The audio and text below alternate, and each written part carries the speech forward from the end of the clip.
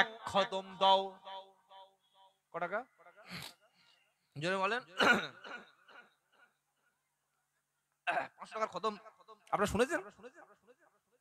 500 টাকা খতম বিক্রি হয় জানেন না? কথা বলে না।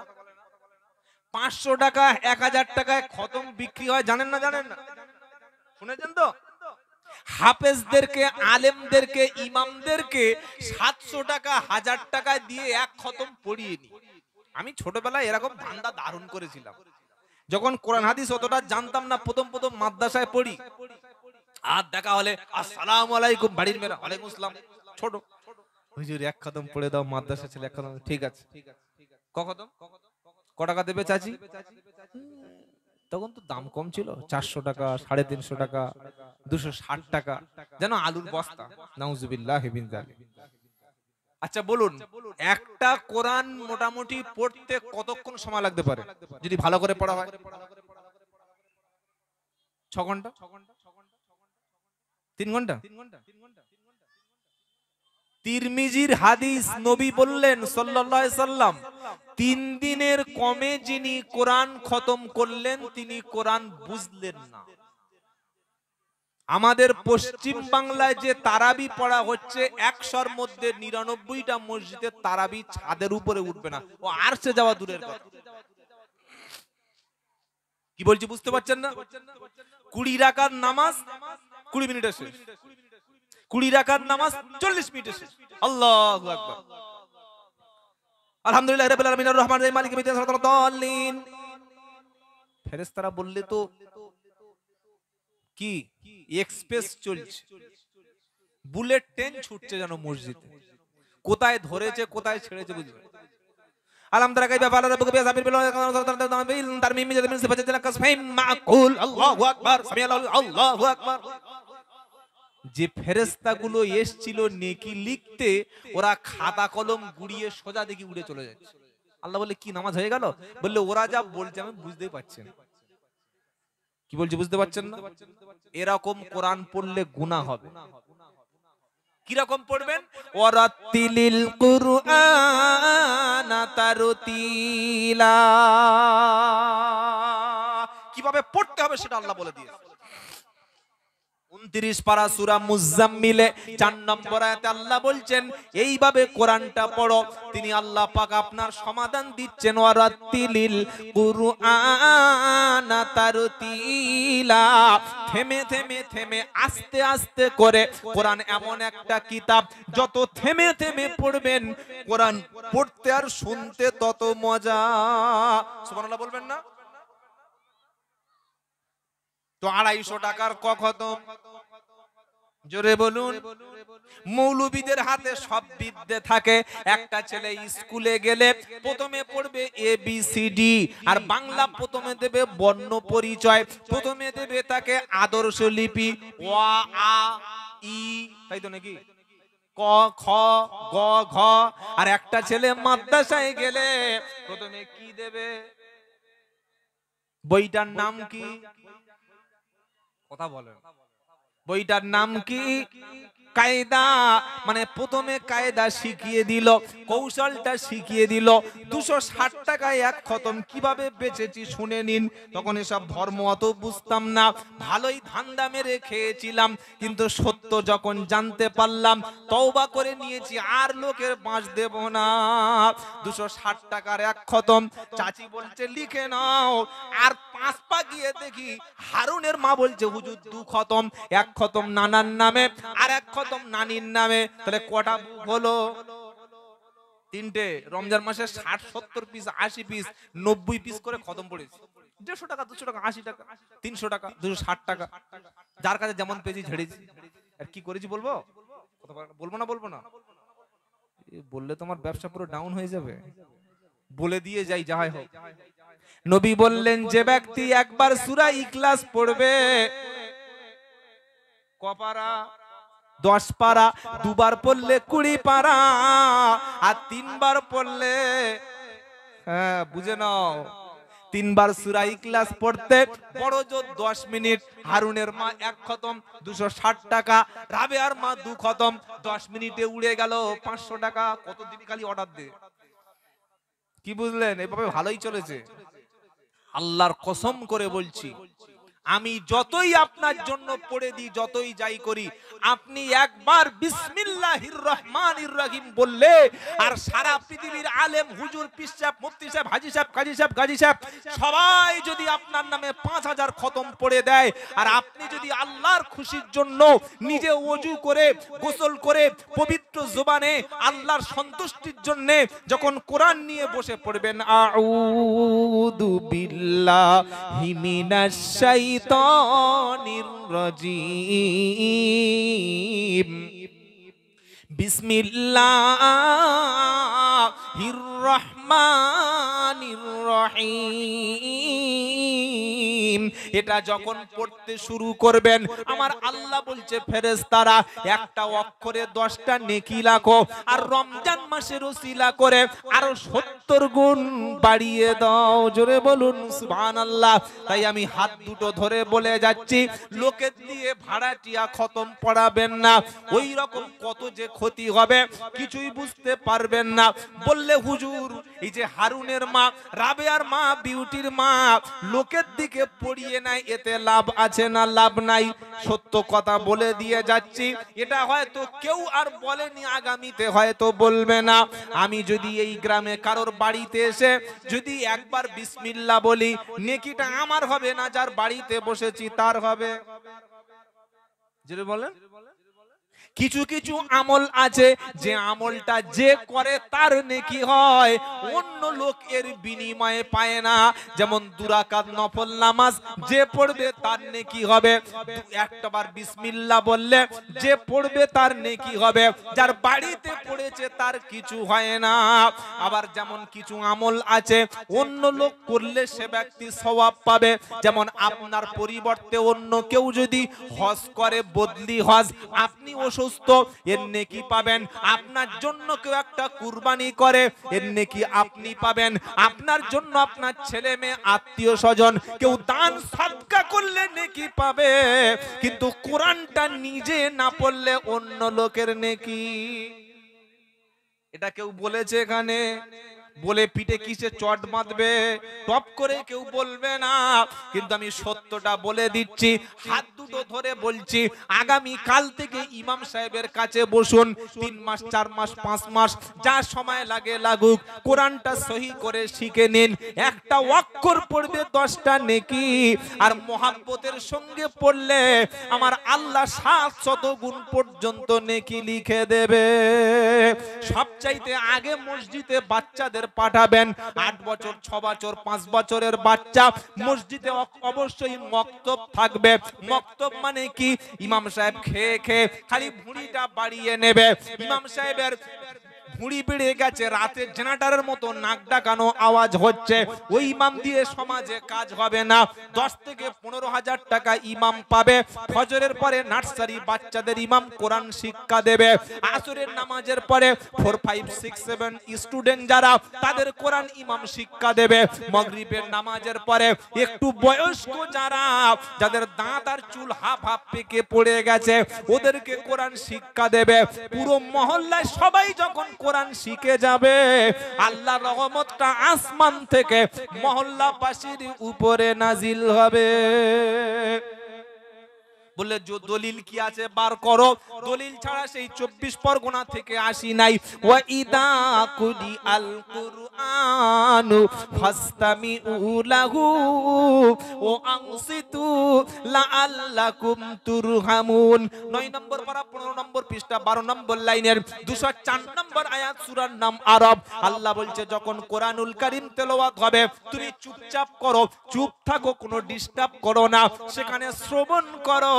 আশা করা যায় তোমার উপরে রহমতটা নাজিল হবে। তাই বাপ কোরআন শরীফ বাড়িতে পড়বে, ছেলেগুলো কোরআন পড়বে, আপনার স্ত্রী কোরআন পড়বে। কোরআন ছাড়া মুসলমানের একটা দিন চলে না।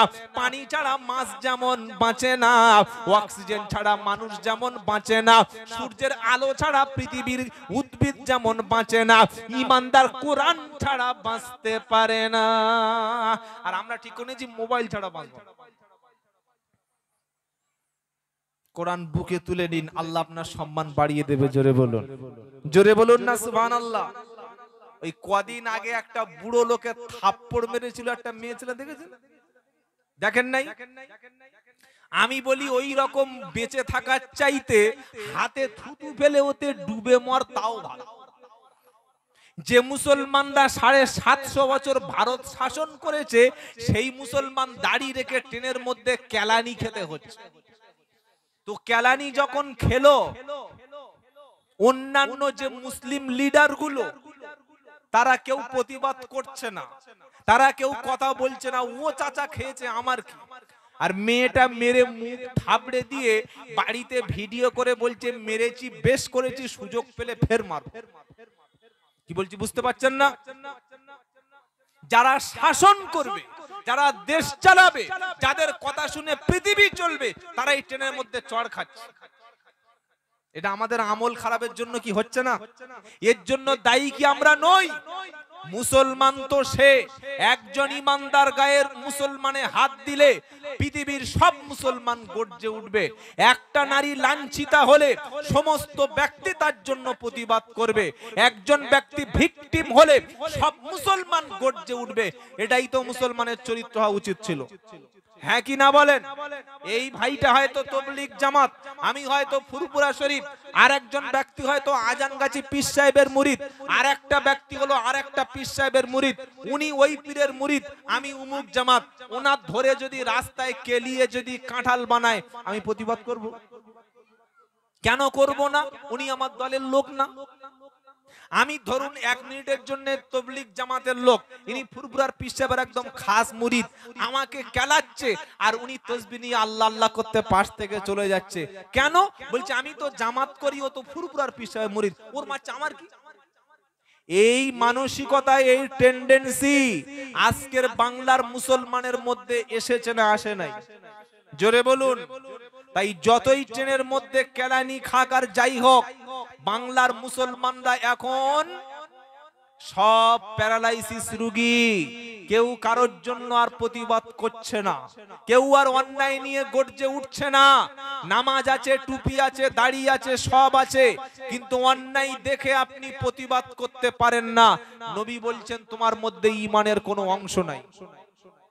সেজন্য কেশপুরের মুসলমান, আমি আব্দুল্লাহ জুবায়ের বলছি, সামনে আরো কঠিন দিন আসছে। সামনে 2026-এর ভোটের কেন্দ্র করে আগামী দিন আরো কঠিন কঠিন সমস্যা সামনে আসবে। মাথা গরম করবেন না। দেশের বাংলার সাম্প্রদায়িক সম্প্রীতি রক্ষা করতে হবে। হঠাৎ করে একদিন আপনার মসজিদে 5 কেজি শূকরের মাংস ফেলে দিয়ে চলে গেল, আপনি বলবেন নারাই তাকবীর, আল্লাহু আকবার, চল হিন্দুদের মেরে ফেল, মন্দির ধ্বংস কর। এটা বললে বাঁচতে পারবেন? তারাই দাঙ্গাগুলো করবে। কারা? সাম্প্রদায়িক শক্তি যারা। আমাদের ধৈর্য ধরতে হবে, সবর করতে হবে।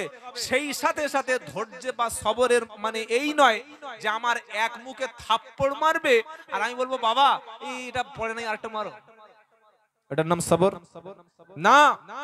ঐক্যভাবে আমরা প্রত্যেকটি যে যে প্ল্যাটফর্মে আছি সেখান থেকেই প্রতিবাদ করব। কে তবলিগ, কে আহলে হাদিস, কে বেরিলি, কে ফুরফুরা, কে আজানগাছি, এই ফেরকা, এই ভাওতাবাজি, এই দলভাগ, এসব সব কিছু ভুলে গিয়ে প্রত্যেকে বলুন যিনি কলেমা পড়েছেন তিনি আমার ভাই। বলুন ইনশাআল্লাহ, বলুন ইনশাআল্লাহ। একজন ব্যক্তি সে মাজারে গিয়েছে, আর একজন ব্যক্তি জামাতে গেছে, আর একজন ব্যক্তি আজানগাছিতে গেছে, আর একজন ব্যক্তি আর একটা পীর সাহেবের মুরিদ হয়েছে, তার সঙ্গে আমার আমলের পার্থক্য থাকতে পারে। একজন 20 রাকাত তারাবি পড়ছে, আর একজন 8 রাকাত তারাবি পড়ছে। একজন নাভির নিচে হাত বাঁধছে, একজন বুকে হাত বাঁধছে, একজন আমিন জোরে বলছে, একজন আস্তে বলছে। আমরা এই করে করে মহল্লার মধ্যে 8টা 10টা মসজিদ তৈরি করবো, তাই তো? হ্যাঁ বলছেন কারা কারা? হাত তুলুন তো দেখি। জোরে আমিনদের আলাদা মসজিদ, আস্তে আমিন আলাদা মসজিদ, তারপরে 8 রাকাতের আলাদা, 20 রাকাতের আলাদা, পীর সাহেবদের আলাদা, জামাতিদের আলাদা। আমাদের প্রত্যেকের বেছে বেছে চুন চুন করে করে মাল। এটা মনে রেখে দেবেন। আজ বৃদ্ধ মানুষের যখন থাপ্পড় মারা হয়, আমি ধরেই নিচ্ছি তিনি ভুল করে ভিডিও করেই ফেলেছিলেন, কিন্তু কোন বৃদ্ধ মানুষ আইন আছে, আদালত আছে। একটা ব্যক্তি অপরাধ করতেই পারে, তার বিচার ফয়সালা দেশের যে সিস্টেম আছে, বিচার আছে, হাইকোর্ট আছে, সেখানে হবে। কে ক্ষমতা দিয়েছে ওই দুশ্চরিত্র মহিলাটার, টিকটক মহিলাকে একটা বৃদ্ধার গালে থাপ্পড় মারে? সে সাহস পেয়েছে কেন? সে জানে এরকম যদি 14টা চাচাকে থাপ্পড় মেরে ট্রেন থেকে ফেলে দিই, কেউ প্রতিবাদ করে রাস্তায় নেমে আসবে না। কথা বুঝতে পেরেছেন? জ্ঞানী যারা, তারা ইশারায় বোঝে, ভেদাভেদ ভুলে গিয়ে বাংলার শান্তি সম্প্রীতি রক্ষা করার দায়িত্ব আমাদের সবার। এই গুজরাটি মারোয়ারি যারা, হিন্দি ভাষী যারা, যাদের স্বাধীনতা আন্দোলনে কোনো ভূমিকা নাই, আমরাই বাঙালি, আমরা ভারতবর্ষের মুসলমান, স্বাধীনতার জন্য প্রথম রক্ত দিয়েছিলাম, তারা দেশকে শেষ করে বাংলা তাদেরকে শেষ করার জন্য 26-এ উঠে পড়ে লেগেছে। তাই আমরা বাঙালি হিন্দু, বাঙালি মুসলমান যারা, আমাদের রাজ্যের সাম্প্রদায়িক সম্প্রীতি আমাদের রক্ষা করতে হবে। বলুন ইনশাআল্লাহ, বলুন ইনশাআল্লাহ। কোন মাথা গরম, কোন খ্যাপামি কথায় যেন ব্রেন ওয়াশ না হয়ে খারাপ পথে যেন আমরা না যাই। আমাদের দেশ আগে, আমাদের সংবিধান আগে, আমাদের রাষ্ট্র আগে, আমাদের জাতীয়তাবাদ আগে, আমাদের ধর্ম আগে, আমাদের মানবতা আগে। মানুষ যদি বেঁচে থাকে তবে ধর্ম, আর মানুষ যদি মরে যায় ধর্ম আর হবে না। তাই মসজিদ মন্দির যত দাঙ্গা, যত অশান্তি করবে, ততই ওই সাম্প্রদায়িক শক্তির লাভ হবে। আমরা সকলে একসঙ্গে থাকবো, জোরে বলুন ইনশাআল্লাহ। অন্যায় হলে আমরা প্রতিবাদ করব গণতান্ত্রিক পদ্ধতিতে, বলুন ইনশাআল্লাহ, বলুন ইনশাআল্লাহ। ট্রেনের মধ্যে, বাসের মধ্যে, পাবলিক প্লেসে একটা নিরপরাধ মানুষকে মারছে, আপনি মনে করছেন মারছে ওর মারুক না, বলছে ওর বলুক না, আমি প্রতিবাদ করতে যাব কেন? আমি তো একজন চাকরিওয়ালা, পয়সাওয়ালা, টাকাওয়ালা। কালকে যখন থাপ্পড়টার বন্দুকের গুলিটা আপনার বুকে ঢুকবে, ঝাঁঝরা করে দেবে, তখন আর কেউ কাঁদতে আসবে না। তাই সকলে বলুন অন্যায়ের বিপক্ষে, ন্যায়ের পক্ষে থাকবো। অন্যায় দেখলে জীবন দিয়ে হলেও প্রতিবাদ করব, বলুন ইনশাআল্লাহ। আর এই প্রতিবাদ করতে গিয়ে যদি কেউ মারা যায়, যদি কেউ জীবন দেয়, আল্লাহ বলেছেন, সে আয়াত আমি প্রথমে বলেছি, ওটা মৃত্যু না, ওটা হলো শহীদের মৃত্যু। জোরে বলুন না সুবহানাল্লাহ, জোরে বলুন সুবহানাল্লাহ। আল্লাহ আমাদের সবাইকে অন্যায় দেখে প্রতিবাদ করার তৌফিক দান করুক। সকলে বলুন আল্লাহুম্মা আমিন। বাবাজিরা, আল্লাহওয়ালা ভাইরা, তাহলে সামনে যে দিন আসছে সেটা হচ্ছে লাইলাতুল কদরের রাত। কি রাত বললাম? লাইলাতুল কদরের রাত। আল্লাহর নবী রমজান 20টা শুরু হলে নিজে তিনি জেগে উঠতেন, বিবি বাচ্চাদের, আত্মীয় স্বজনদের সবাইকে জাগিয়ে দিতেন। আরবি মাসের মধ্যে 12টি মাসের রমজান মাসের শেষ 10 দিনের মধ্যে একটা রাত আছে, রোজা 20টা থেকে 29টা 30টার মধ্যে। ওই রাতটা 21, 23, 25, 27, 29 হতে পারে, আবার 20 থেকে 30 হতে পারে।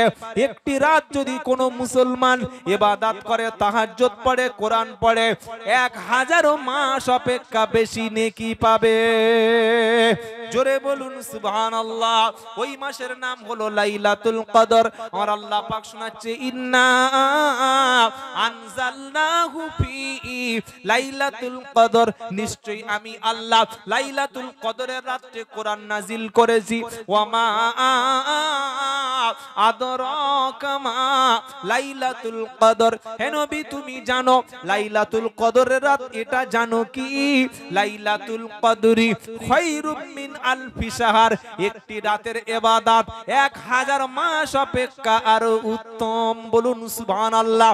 অন্য নবীর উম্মতেরা কেউ বাঁচত 100 বছর, কেউ 200 বছর, তাদের লংজিভিটি অনেক বেশি ছিল, কেউ 300 বছর, 400 বছর বেঁচে থাকতো। কিন্তু আমরা উম্মতে মুহাম্মাদি, আমাদের 50, 55, 60 আয়ু শেষ। এর মধ্যে প্রতি বছর সুযোগ আছে, সুযোগটা হলো লাইলাতুল কদর। রমজানের শেষ 10টি রাত আমরা মসজিদে অবস্থান করব, মায়েরা বাড়িতে রাত জাগবো। রোজা 20টা থেকে 30টার মধ্যে প্রতিদিন সারা রাত জাগবো, কারণ লাইলাতুল কদর যদি পেয়ে যাই আর যদি ইবাদত করে গুনাহগুলো মাফ করে নিতে পারি, 1000 মাসের চাইতে আরো বেশি নেকি হবে। জোরে বলুন সুবহানাল্লাহ। 10টা রাত যদি না জাগতে পারি মিনিমাম 5টা, 21, 23, 25, 27 এবং 29 এই 5টি রাত অন্তত জাগবেন। রাত্রিবেলা তাহাজ্জুদ কোরআন তেলাওয়াত করে রাত যদি অতিবাহিত করতে পারি, কোরআন শোনাচ্ছে তানাজ্জালুল মালাইকাতু ওয়ার রূহু ফিহা বিইذনি রাব্বিহিম মিন কুল্লি আমর। এই রাত্রিবেলা আল্লাহর পক্ষ থেকে জিবরাইল এবং ফেরেশতারা আসমান থেকে নাজিল হয়, আল্লাহর হুকুমে নাজিল হয়। জিবরাইল দুনিয়াতে নেমে আসে, হাজার হাজার রহমতের ফেরেশতারা দুনিয়ায় নেমে এসে তারা সব জায়গায় ঘোরাফেরা করে। এই লাইলাতুল কদরের রাতে যারা কাঁদতে পারে, কোরআন পড়ে, তাহাজ্জুদ পড়ে, ফেরেশতারা ফজর পর্যন্ত থাকে, আল্লাহর কাছে ফিরে গিয়ে বলে রব্বানা। কেশপুরের অমর চকে দেখে আসলাম, কিছু ব্যক্তি সেজদায় আছে, কিছু ব্যক্তি কোরআন পড়ছে, কিছু ব্যক্তি নামাজ পড়ছে, কিছু ব্যক্তি হাত তুলে কাঁদছে। ওই লাইলাতুল কদরের রাতে যারা কাঁদে ওদের জীবনের গুনাহগুলিকে ক্ষমা করে দাও। জিবরাইল গিয়ে আল্লাহর কাছে দরখাস্ত করে ওদের সবাইকে ক্ষমা করে দাও, আর ওদের একটা রাত জাগার কারণে 1000 মাসের চাইতে বেশি নেকি লিখে নাও। জোরে বলুন সুবহানাল্লাহ। যেহেতু ওরা বেশি দিন হায়াত পাবে না, হায়াত পাবে কম, কিন্তু আমলের সুযোগ পাবে বেশি। রোজা 19টা থেকে 29টা বা 30টা, এই 10টি রাত যেন আমরা জেগে কাটাতে পারি ইবাদতে, বলুন ইনশাআল্লাহ। তা যদি সম্ভব না হয় 21, 23, 25, 27 এবং 29 রাতগুলি লাইলাতুল কদর ভেবে ইবাদত করবেন বিজোড় রাত্রে ইনশাআল্লাহ বলেন। একেবারেই যদি সম্ভব না হয় অন্তত 27 রাতটা একটু আল্লাহর কাছে কাঁদবেন ইনশাআল্লাহ বলেন। জীবনে তো অনেক রাত পার করেছি, গার্লফ্রেন্ডের সাথে কথা বলতে বলতে, টাকার হিসাব করতে করতে, ব্যবসার হিসাব মিল করতে করতে, ভবিষ্যতের প্ল্যান করতে করতে জীবনের কত রাত কেটে চলে গেছে। আজকে এখন যদি চোখটা বন্ধ করে নি, কালকের এতক্ষণ আমার ঠিকানা কবর। সেই কবরে কোনো ব্যক্তি আপনার উপকারে আসবে না। আপনার ধন সম্পদ, জমি জায়গা, টাকা পয়সা, বিবি, যারা আত্মীয়, যারা স্বজন, আপনি চোখটা বন্ধ করলে তারা আগে বলবে জানাজা কখন হবে। কি বলবে কি বলবে না? ফোন করে কি বলে জানাজা কখন হবে? 4টে জানাজা হবে বলেছে, 4টের সময়, 4:30 বেজে গেছে, লাশ বাড়ি থেকে 12 এই কি হচ্ছে রে, কটা বাজে? 4:30, এখনো 10 দেরি করছেন, গাড়ি বার করতে বল, আমাদের টাইমের দাম নাই। কি বলছি বুঝতে পারছেন না? এটাই হচ্ছে পৃথিবী। তাই হায়াত আমাদের খুব কম, জীবন খুব ছোট্ট। এই জীবনে সুযোগ এসছে রমজানুল মুবারকের মাসে শেষ 10টি রাত লাইলাতুল কদর রাতে আমরা জাগবো, বলুন ইনশাআল্লাহ। যারা বয়স্ক ব্যক্তি আছেন, মুরব্বিরা, বাবাজিরা, জীবনে অনেক গুনাহ করেছেন, জীবনের শেষ 10টি রাত লাইলাতুল কদরে মসজিদে একটু ইতিকাফে অবস্থান করবেন ইনশাআল্লাহ। বলেন ইনশাআল্লাহ। ইনশাআল্লাহ তাও বলেন না কি গো?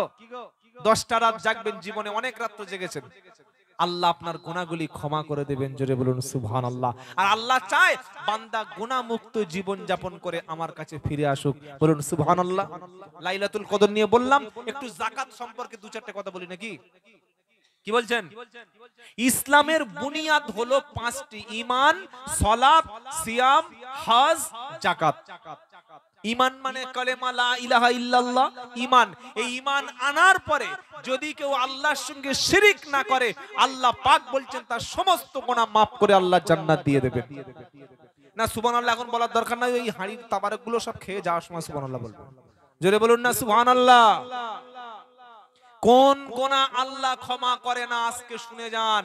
শিরকের গুনাহ আল্লাহ ক্ষমা করে না। শিরক কাকে বলে ভাই? আল্লাহ ছাড়া পৃথিবীতে কোন জীবিত, কোন মৃত ব্যক্তির কাছে হাত তোলা, তার কাছে মাথা নিচু করা, তার কাছে দোয়া করা, তার কাছে সাহায্য চাওয়া, তার কাছে মান্নত করা, তার কাছে নিজের অন্তরের ফরিয়াদ কামনা করা। তিনি উপকার করতে পারেন, তিনি ক্ষতি করতে পারেন, তিনি বিপদ থেকে বাঁচিয়ে নিতে পারেন, তিনি আমার ভাগ্য পরিবর্তন করতে পারেন। আল্লাহ ছাড়া পৃথিবীতে অন্য কোন ব্যক্তি করতে পারে, তার মধ্যে ক্ষমতা আছে, এটা মনে করার নাম কি? জোরে বলেন শিরক। আমরা ওলিদের পীরদের কবরে যদি যাই, দোয়া করব, সেখানে আমরা গরিবদের সদকা করব, কিন্তু যখন কাঁদবো, সেজদা দেব, বলবো, চাইবো কার কাছে? জোরে বলুন। একটু আগে আমরা এশার নামাজ পড়ে এসেছি, নামাজের মধ্যে বারবার ইমাম সাহেব বলেছে, কি বলেছে? ইয়্যাকা না'বুদু ওয়া ইয়্যাকা নাস্তাঈন। বলেছে না বলে নাই? বলেছে না বলে নাই? এটার মানে আমরা কোনোদিন জানার চেষ্টা করিনি যে হুজুর ইয়্যাকা না'বুদু ওয়া ইয়্যাকা নাস্তাঈন বললেন, এটার বাংলা মানে কি? আচ্ছা, এটা বাংলা মানে কে জানে একটু বলুন তো দেখি। ইয়্যাকা না'বুদু ওয়া ইয়্যাকা নাস্তাঈন মানে কি? হুজুর জানে। ইয়্যাকা না'বুদু ওয়া ইয়্যাকা নাস্তাঈন বাংলা অর্থ হলো, আল্লাহ শুধু তোমারই ইবাদত করি, তোমারই গোলাম, তোমারই দাসত্ব করি, আর সাহায্য শুধু তোমার কাছেই চাই, আর কারোর কাছে চাই না। জোরে বলুন সুবহানাল্লাহ। আপনি যখন চাইবেন, যখন কাঁদবেন, যখন বলবেন, কার কাছে? জোরে বলেন। এই হাত, এই চোখ, এই মুখ, এই চেহারা আল্লাহ ছাড়া পৃথিবীর কোন ব্যক্তির কাছে হাত তুললে, কারোর কাছে মাথা নিচু করলে, কারোর কাছে সেজদা দিলে, কারোর কাছে কাঁদলে আল্লাহর আরশ থরথর করে কেঁপে ওঠে। আপনি মদ খেয়েছেন, জেনা করেছেন, চুরি করেছেন, খুন করেছেন, ধর্ষণ করেছেন, ডাকাতি করেছেন, মানুষ মেরেছেন, আপনি সমাজে অনেক খারাপ কাজ করেছেন, আল্লাহ বলছেন আমি আল্লাহ ইচ্ছা করলে সব পাপ আমি ক্ষমা করে দিতে পারি, আবার শাস্তি দিতে পারি, খালি একটাই পাপ আমি ক্ষমা করব না। পাপটা কি? আল্লাহ ছাড়া কারোর সামনে মাথা নিচু করা, আল্লাহ ছাড়া কাউকে সেজদা দেওয়া, আল্লাহ ছাড়া কারোর নামে কসম করা। অনেকে ছেলের নামে কসম করে, বাপের নামে কসম করে, আমার বাপের কসম, মায়ের কসম করে, কি করে না? করে। অনেকে ছাগল নিয়ে দেখি মান্নত করে দিয়েছে। এ ভাই, এই ছাগল গরু মান্নত এগুলো খাবে কে? গরিবেরা, ফকিরা, ইয়েতিমরা, বিধবা, মিসকিন। আরে মান্নত গুলো হবে কার নামে? শুধুমাত্র আল্লাহর নামে। এই কপালে সেজদাটা আল্লাহর ঘরে যত দেবেন তত আল্লাহ সম্মান বাড়িয়ে দেবে। সুবহানাল্লাহ বলুন। যারা পীর হয়, ওলি হয়, আল্লাহর বান্দা হয়, যে যত বেশি সেজদা দেয়, যে যত বেশি নামাজ পড়ে, যে যত বেশি কোরআন পড়ে, যে যত বেশি আল্লাহ জিকির করে, সে তত বেশি ওলি হয়। সুবহানাল্লাহ বলেন। তো আপনি যদি বলেন আমি ওলি হতে চাই, পীর হতে চাই, বেশি বেশি সেজদা দিন, বেশি বেশি নামাজ পড়ুন, বেশি বেশি তাহাজ্জুদ পড়ুন, বেশি বেশি সদকা দিন, আপনি হবেন না? হবেন না? জোরে বলেন। আর যদি বলেন আজ থেকে বেশি বেশি গাঁজা খাবো, কথা বলে না, ওলি হওয়া যাবে? শয়তান হওয়া যাবে। বেশি বেশি মাল খাবো, বেশি বেশি লটারির টিকিট কাটবো, বেশি বেশি দাঁড়িয়ে পেচ্ছাপ করব, বেশি বেশি দাড়ি চাঁচবো, বেশি বেশি লোকের গীবত করব, মুসলমান থাকা যাবে? আজ থেকে সকলে ঈমান সাফ করুন। চাইবো বলবো শুধু কার কাছে? জোরে বলেন আল্লাহর। যাকাতের বিষয় একটা দুটো আলোচনা শোনেন। ঈমান এক নম্বর, লা ইলাহা ইল্লাল্লাহ যিনি পড়েছেন তিনি জান্নাতে যাবেন যদি শিরক না করেন। জোরে বলুন সুবহানাল্লাহ। আমার কেশপুরের মুসলমানেরা, আমার চকের মুসলমানেরা সেজদা দেবেন আল্লাহর ঘরে, কাঁদবেন আল্লাহর কাছে, মান্নত করবেন আল্লাহর নামে। আল্লাহ ছাড়া কারোর কাছে সেজদা, কারোর কাছে কোনো সাহায্য চাইবো না। সকলে বলুন ইনশাআল্লাহ। রমজান মাসে আর একটা সুযোগ এসছে, সেটা হচ্ছে যাকাত। কিসের সুযোগ এসছে আমাদের সামনে? যাকাত। যাকাতটা কি? যাকাত হচ্ছে গরিবের প্রাপ্য, গরিবের হক। জোরে বলুন সুবহানাল্লাহ। অনেক ধনী মানুষ আছে যাকাত দিতে চায় না। নবী বললেন কিয়ামতের পূর্বে মানুষ তার বাপ মার সঙ্গে খারাপ আচরণ করবে, বন্ধু বান্ধবের সাথে ভালো ব্যবহার করবে, রাস্তাঘাটে প্রকাশ্য জেনা হবে। এখন হচ্ছে না, হয় না? খালি পার্কে গিয়ে দেখবেন কি হচ্ছে, ও স্বামী স্ত্রীর চাইতে বেশি সম্পর্ক। কি বলছি বুঝতে পারছেন না? মদের সংখ্যা বেড়ে যাবে, গান বাজনার সংখ্যা বেড়ে যাবে, মসজিদগুলো চাকচিক্যময় মসজিদ হবে, ঈমান কারো থাকবে না। সুদখোর লোক যদি মসজিদে বলে 1 লাখ টাকা দেব, ওর নামে তাকবীর হবে না হবে না? নারায়ে তাকবীর। কি হলো?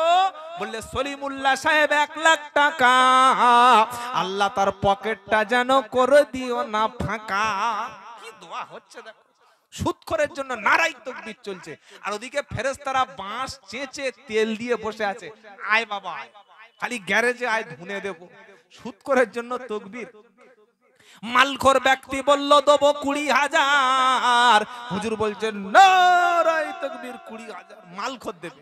লটারির টিকিট বিক্রি করে ও বলছে মসজিদে 30 বস্তা সিমেন্ট দেব, হুজুর বলছেন নারায়ে তাকবীর। দাতাগণ বলে জিন্দাবাদ, গাঁজাখোর বলে জিন্দাবাদ, মালখোর বললে জিন্দাবাদ। কি বলছি বুঝতে পারছেন না? হালাল টাকা মসজিদে দেবেন, হালাল টাকা মাদ্রাসায় দেবেন, হালাল টাকায় দান করবেন। হারাম টাকা দান করলে সওয়াব নাই, বরং উল্টে গোনা হবে। উল্টে কি হবে? গোনা হবে। এই যে যাকাত সিস্টেমটা হলো বিশ্বের জমিনে যাতে গরিব দরিদ্র মানুষ না থাকে, সেজন্য আল্লাহ সুবহানাহু ওয়া তাআলা যাকাতের ব্যবস্থা করে দিয়েছেন। বলুন সুবহানাল্লাহ। ওয়াজআলনাহুম আইম্মাতাই ইয়াহদুনা বিআমরিনা ওয়া আওহাইনা ইলাইহিম ফিলাল খায়রাত ওয়া ইকামাস সালাত ওয়া ইতাআজ যাকাত ওয়া কানু লানা আবিদিন। 17 নম্বর পারা 7 নম্বর পৃষ্ঠায় 1 নম্বর লাইনের 73 নম্বর আয়াত, সূরার নাম আম্বিয়া। আমার আল্লাহ পাক বলছে আমি প্রত্যেকটা নবীকে ইমাম বানিয়েছিলাম, আর ওই নবীরা গিয়ে সমাজে ভালো ভালো কাজ করেছিল, তারা নামাজ কায়েম করেছিল, নবীরা যাকাত প্রদান করেছিল, আর আমার নবীরা ছিলেন তারা সকলে বান্দা। বলুন সুবহানাল্লাহ। যাকাত এমন একটা ইবাদত, পৃথিবীর প্রত্যেকটি নবীর উপরে নামাজ ফরজ ছিল, রোজা কিছুটা না কিছু ফরজ ছিল, আর প্রত্যেক নবীর উম্মতের জন্য যাকাত ফরজ ছিল। সুবহানাল্লাহ বলবেন না?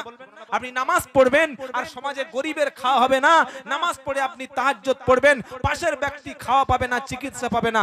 ইসলাম কিন্তু এটা বলে নাই।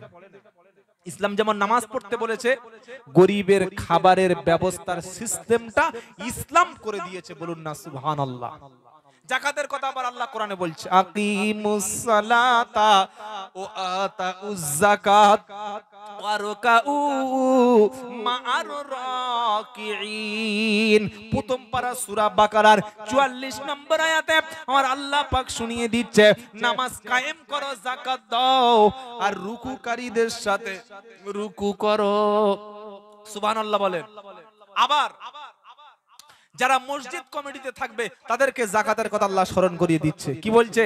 ইন্নামা ইয়া'মুরু মাসাজিদাল্লাহি মান আমানা বিল্লাহি ওয়াল ইয়াউমিল আখির ওয়া আকামাস সালাতা ওয়া আতাজ যাকাত ওয়া লাম ইয়াখশা ইল্লাল্লাহ। 10 নম্বর পারা 8 নম্বর পৃষ্ঠা 9 নম্বর লাইনের 18 নম্বর আয়াত, সূরার নাম তাওবা। এ আমার চোখের মুসলমান, আমার আল্লাহ বলছে মসজিদ কমিটিতে যারা থাকবে, মসজিদের দায়িত্ব যারা পালন করবে, তাদের মধ্যে 4টে কোয়ালিটি থাকবে। 1 নম্বর তারা ঈমানওয়ালা, 2 নম্বর তারা নামাজি, 3 নম্বর যাকাত প্রদান করনেওয়ালা, যাকাত দেনেওয়ালা তারা হবে, আর 4 নম্বর হলো আল্লাহ ছাড়া অন্য কারো দেখে তারা ভয়ে প্রকম্পিত হবে না। জোরে বলুন সুবহানাল্লাহ। আবার সূরা হজের মধ্যে আল্লাহ বলছে আমি যদি মুসলমানদের হাতে রাষ্ট্র ক্ষমতা দান করি, মুসলমানদের হাতে যদি দেশের ক্ষমতা দিই, তারাও 4টে কাজ করবে। কটা? 4টে। বললে কি কি কাজ? তো কোরআন শোনাচ্ছে আল্লাযীনা ইম্মাক্কান্নাহুম ফিল আরদ আকামাস সালাতা ওয়া আতাজ যাকাত ওয়া আমারু বিল মা'রুফি ওয়া নাহাউ আনিল মুনকার ওয়ালিল্লাহি আকিবাতুল উমুর। আমি মুসলমানদের যদি রাষ্ট্র ক্ষমতা দান করি, 4টে কাজ করবে। 1 নম্বর তারা নামাজ কায়েম করবে, 2 নম্বর যাকাত প্রদান করবে, 3 নম্বর সৎ কাজের আদেশ করবে, আর 4 নম্বর অসৎ কাজ থেকে মানুষকে ফেরাবে। যাকাত কাকে বলে? কাকে বলে? যাকাত শব্দের অর্থ হচ্ছে পরিশুদ্ধ হওয়া। কি বললাম? পবিত্র হয়ে যাওয়া। আপনি এক বছরে অনেক টাকা উপার্জন করেছেন, টাকার যে অধিকাংশ অর্থটা, যেটা বেশি অংশ, ওইটা গরিব এতিম মিসকিনকে দিয়ে আপনার অর্থকে পরিশুদ্ধ করে নেওয়ার নাম হচ্ছে যাকাত। জোরে বলুন সুবহানাল্লাহ। আজ ধনী মুসলমানগুলো টাকা জমিয়ে যাচ্ছে, জমি কিনে যাচ্ছে, বিল্ডিং কিনে যাচ্ছে, দামি দামি গাড়ি কিনে যাচ্ছে, বড় বড় ফ্ল্যাট কিনে যাচ্ছে, বড় বড় প্রপার্টি কিনে যাচ্ছে, কিন্তু গ্রামে যে গরিব খাওয়া হচ্ছে না, গরিবের ছেলে লেখাপড়া শিখতে পাচ্ছে না, গরিবের মেয়ে বিয়ে হচ্ছে না, ও চিন্তা নাই। একবার হজ করা জীবনে ফরজ, আর তার পরের বছর হজে যাওয়া নফল। একজন বলল হুজুর 7 বার হজ করেছি, আর একবার যাব। আমি বললাম তোমার এলাকায় গরিব আছে? বললে হ্যাঁ প্রচুর আছে। বিধবা মা আছে? বললে হ্যাঁ। বলে এতিম ছেলে পুলে আছে? বললে হ্যাঁ। তাদেরকে দাও কোনোদিন দেখো? বলছে না না, ওসব আমার সময় নেই, আমি বছরে হজে যাই। কবরে গেলে এমন কেলান কেলাবে, চামড়া ছাড়িয়ে লবণ দেবে। কে বলেছে তোর প্রতি বছর হজে যেতে? কে বলেছে? পাশের ঘরের খাওয়া হয় না, ও 90,000 টাকার গরু এনে কুরবানি দিচ্ছে, হারাম করে হুঁশ নাই। 90,000 টাকার কুরবানিতে দিতে বলেছে আল্লাহ? 3টে গরু দিচ্ছে, আর নিজের ছোট ভাইয়ের একটা ঘর নাই, ঘর থেকে পানি পড়ে, খেয়াল করে না। এরকম মুসলমান সমাজে আছে না নাই? সমাজের দিকে তাকিয়ে দেখো কোনটা প্রয়োজন। প্রতি বছর হজে উমরায় যাওয়া প্রয়োজন, 90,000 টাকার গরু কুরবানি দেওয়া বেশি প্রয়োজন, না একটা গরিব মানুষের ছেলেকে লেখাপড়া শিক্ষা দেয়া, একটা বিধবা মেয়েকে বিয়ের ব্যবস্থা করা, একটা দরিদ্র মানুষের কর্মসংস্থানের ব্যবস্থা করা? কোনটা প্রয়োজন? আজ মসজিদ কমিটি কি করছে? খালি মসজিদে বিল্ডিং বানাচ্ছে, টাইলস বসাচ্ছে, এসি বসাচ্ছে, ও গরমে চর্বি বেড়ে যাচ্ছে। কোন মানে মসজিদটা একদম খুব সুন্দর করতে হবে, অথচ মসজিদ মহল্লার ছেলেরা কোরআন পড়তে পারে না, মসজিদ মহল্লার মেয়েরা দিন জানে না, মহল্লার মধ্যে মদের আড্ডা চলছে, জেনা চলছে, তাস খেলছে, মহল্লার মধ্যে গান বাজনা হচ্ছে, ফাংশন হচ্ছে, কমিটির কোনো হুঁশ নাই। কি হচ্ছে কি হয় না? কমিটির প্রথম দায়িত্ব হলো প্রত্যেকটা মসজিদ মহল্লার ব্যক্তি যাতে কোরআন শিখতে পারে, দ্বীন শিখতে পারে, ওযু গোসল শিখতে পারে, হারাম হালাল চিনতে পারে, জায়েজ নাজায়েজ শিখতে পারে, সেই ব্যবস্থাটা মসজিদ কমিটি করবে, ইমাম তার দায়িত্ব পালন করবে। কি আপনাদের অসুবিধা হচ্ছে নাকি? কিন্তু এগুলি আজ করা হচ্ছে না। যাকাতের যে সিস্টেম, এটা আল্লাহ ফরজ করে দিয়েছেন। যাকাত ফরজ করে দিয়েছেন কে? কোন ধনী মানুষের বাড়িতে যদি 7.5 ভরি সোনা থাকে, অথবা 52 ভরি রূপো থাকে, অর্থাৎ বর্তমান বাজারে যদি 60,000 টাকার মতো কোনো ব্যক্তির কাছে থাকে, এক বছর এই টাকাটা যদি তার কাছে থাকে, আর তিনি যদি ঋণী না হয়ে থাকে, যদি তিনি ঋণী না হয়ে থাকেন, ওই 60,000 টাকা অথবা 52 ভরি রূপো, 7.5 ভরি সোনা যদি কারোর কাছে থাকে, সেই ব্যক্তির উপরে 100-এর মধ্যে 2.5 টাকা, 1000-এর মধ্যে 25 টাকা, 10,000-এর মধ্যে 250 টাকা, 1 লাখের মধ্যে 2,500 টাকা দরিদ্র এতিম মিসকিন তাদেরকে যাকাত দেওয়া কি ফরজ। মনে থাকবে ইনশাআল্লাহ। আপনারা এগুলো যাকাত হিসাব করে করে আপনার সোনা, আপনার রূপো, আপনার টাকা, আপনার এই সমস্ত জিনিসগুলো হিসাব করে করে আলেমদের সঙ্গে আলোচনা করে, বারো অনলাইনে অনেক ইসলামিক স্কলার আছে, যাকাতের বিষয়গুলো ভালো করে জেনে বুঝে আপনার সম্পত্তি আপনি যাকাত দিয়ে দেবেন। বলুন ইনশাআল্লাহ, বলুন ইনশাআল্লাহ। যে রোজাগুলি আছে, হুজুর চলে এসেছে, একবার তাকবীর দেন, লিল্লাহি তাকবীর। আচ্ছা, ওনার সঙ্গে আপনাদের ঝগড়া হয়েছে নাকি হুজুরের সঙ্গে? এত আস্তে তো গলাটা আমি দেখবো, মাইকে তো আমি। নারায়ে তাকবীর।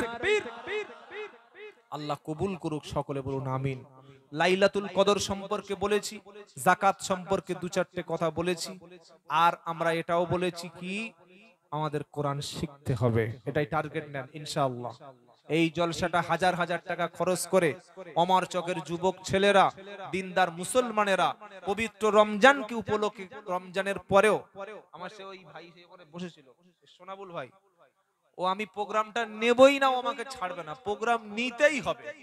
আরে ভাই রমজান মাস আমি বাইরে জানি, বললে আসতেই হবে। তো কি বলবো, আপনারা আমাকে ভালোবাসেন, এসেছি আলহামদুলিল্লাহ। যা কিছু আল্লাহ বলিয়েছেন, যদি আমার কথায় কেউ ব্যথা পেয়ে থাকেন ক্ষমা করে দেবেন ইনশাআল্লাহ বলে। আর যতটুকু আলোচনা আল্লাহ পাক করালেন, আল্লাহ যেন আমাদের প্রত্যেকটি কথা শোনা এবং বলার চাইতে বেশি করে আমল করার তৌফিক দান। সকলে বলুন আল্লাহুম্মা আমিন। হযরত এসছেন, মাওলানা সাহেব এসছেন, এখনো যারা বিভিন্ন জায়গায় আছেন অনুরোধ করব তিনি অনেক মূল্যবান কথা বলবেন। পবিত্র রমজানের মাস, ইবাদতের মাস, আমরা বসে বসে শুনবো। আল্লাহ আমাদের সবাইকে তৌফিক দান করুক। সকলে বলুন আল্লাহুম্মা আমিন। ছোট ছোট বিষয় নিয়ে ভাই নিজেদের মধ্যে